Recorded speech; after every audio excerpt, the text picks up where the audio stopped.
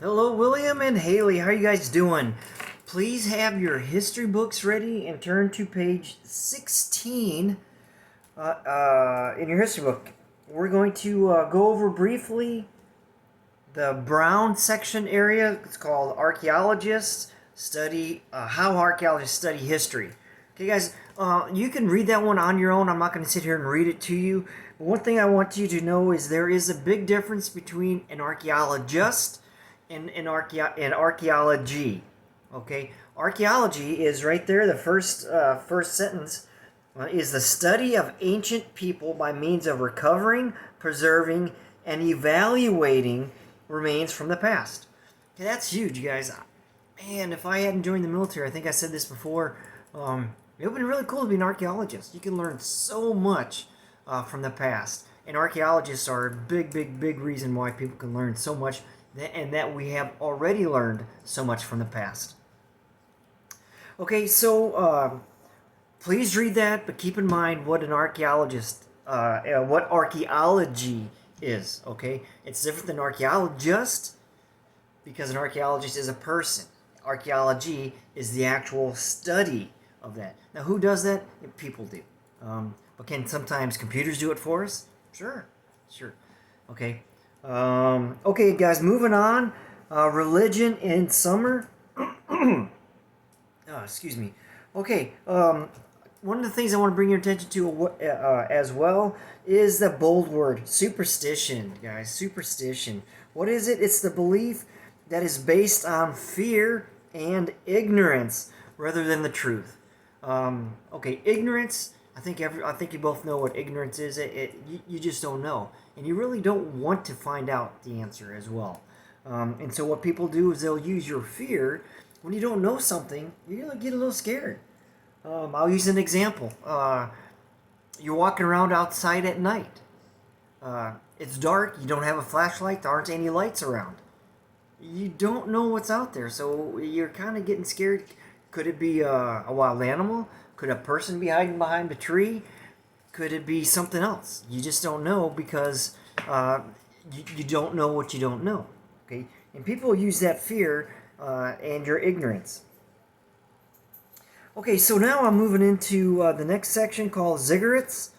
You can read that there. But what are they? Okay, this was huge back in the day. Remember, please always keep in mind the time period, the time frame that we're talking about. Okay, so now we're talking about ziggurats. We're talking about the Sumerian era. What are ziggurats? Well, guys, quite simply, they're tall temples. What about them? Okay, there's a lot of tall things, but each ziggurat was built upon layers. Okay, you have layers. The bottom layer was the biggest. It was the largest.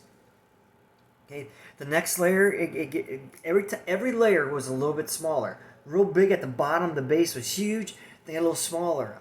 The next layer was a little bit smaller. The next layer was a little bit smaller. And finally, guys, at the top, guess what? You had an altar in which they made sacrifices to their gods, little g gods. Okay, it's kind of weird, I know, but that's unfortunately what they believed at the time. And right, okay, so they made these great big tall ziggurats so they could get closer and they could communicate better with the little g gods. Okay. Moving on, I want to talk now about education. Okay, again, remember the time period, the time frame. Guess what? The people that were educated, guys, were boys. Sorry, Haley. If you were back in this time period, you would not get a quote-unquote formal education, okay? Teachers were priests, and those priests taught boys reading, writing, and arithmetic, as well as some form of trade that they would use later in life. On top of just on boys, was it all the boys? No, generally it was just the wealthy, the very privileged, okay? Those were the ones that would get the education.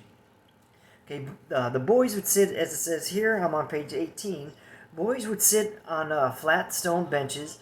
The boys were given soft clay that they would use for a tablet for practicing their writing. When his tablet was full, he most likely smoothed it out the marks, and they would begin again because he was using soft clay. Okay, in some schools there are dictionaries and grammar books even. Okay, that's kind of cool. In most cities there were libraries as well. So they had a pretty good system back then. Okay, again, a long time ago. Homes. What were the homes like? Did they have homes? They live in uh, huts? Did they live in buildings? Did they live in caves? No, guys, here we go. Sumerians builders were very skillful. They were very good builders. Yes, absolutely, very good. Um, and they were the first to use the arch and the dome. Okay, arch and the dome. Make note of that. This is a type of architecture, building the homes. Using the arch and a dome was an architectural skill that they used. Okay. Prosperous families, guys. What is a prosperous family? Prosperous family was a well-to-do family. They had lots of money. They weren't in need of anything. Generally, they were rich. They had all the food they wanted, all the clothing they wanted. They had servants waiting on them. Those are the ones in prosperous families. In prosperous families, they lived in two-story homes. Less prosperous people, less prosperous families didn't live in two-story homes. They lived in one-story homes. Okay, and I had a very good story that I told the class today about the last paragraph here in under homes, and I'll tell you guys as well. But it says here, nearly everyone enjoyed flat roofs. Okay, after a hot day, people would often go to the top roof and enjoy the cool evening. If the night was hot, people would often sleep on the roofs. Guys, absolutely. As I told you, I spent a lot of time, several years in Iraq, and I saw this firsthand.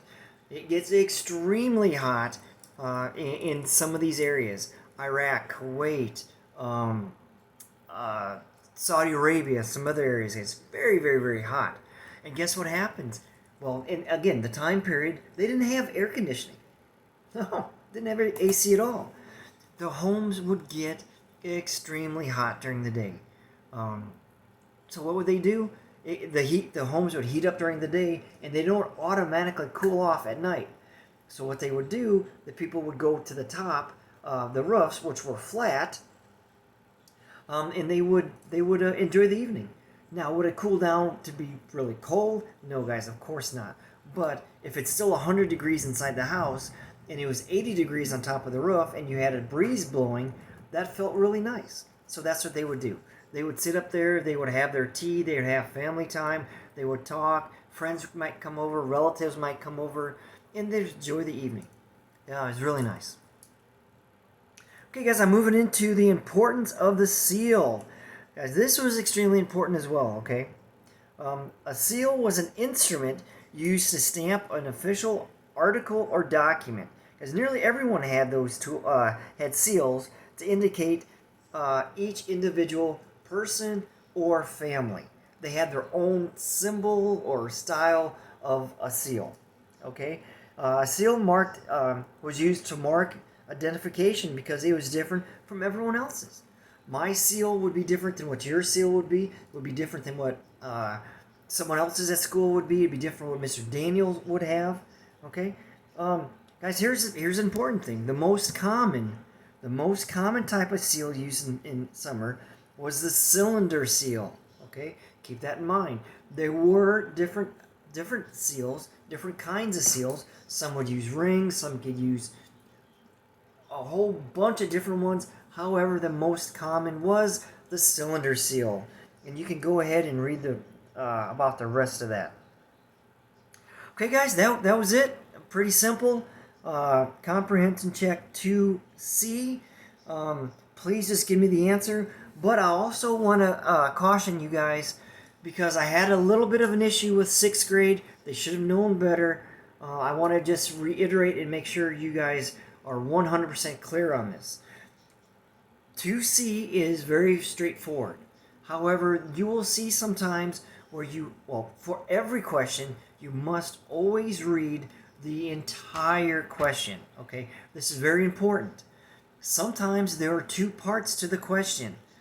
I don't want you to answer one part of the question and think the entire question is done and move on to the next number.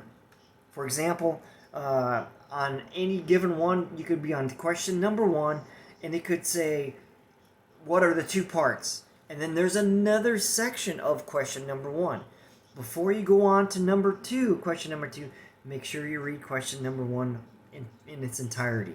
Okay. Again, comprehension check 2C is pretty straightforward. I don't see where that's going to be an issue for you guys, but I just want to reiterate for the next ones or some ones in the past, okay, we must answer the entire part. Some of them are separated with a semicolon. Some of them have just blah, blah, blah, blah, and something else, okay? Please don't get confused. All right, guys, I will also, we're going to have a quiz on Monday in class, which means I will have for you the quiz online shortly, but it's, you guys already know the questions, okay? You already know the questions. They are comprehension check 2A. The next set of questions are comprehension check 2B. And the third part that's going to be on the quiz is going to be what you will just go over right now, comprehension check 2C. You already know the questions, guys. Please begin to study now. Okay? Please begin to study now. Guys, take care. Bye-bye.